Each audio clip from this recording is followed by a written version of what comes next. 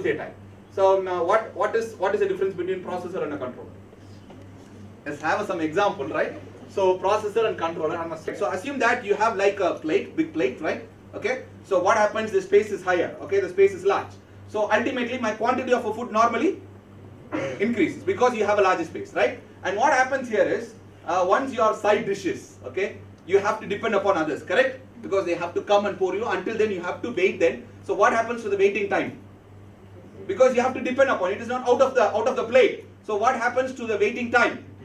Waiting time increases or decreases? Increases. If my waiting time increases, what happens to my speed? If time increases, what happens to my speed? Decreases. But what is the drawback? What is an advantage? You have a space and the quantity of a food normally increases. And I should depend upon the people who serves you outside the plate, correct? So in result with that, my speed decreases and time increases. But advantage is you can have large number of food, correct? Because the space is for you. Yes or no? This is microprocessor. This is microprocessor. Is this clear? So microprocessor, you can have a large number of only CPU processing unit is alone present where you can process large number of application programs. And all other things, the application programs can be processed with the help of the peripherals which is present outside, what you talked about.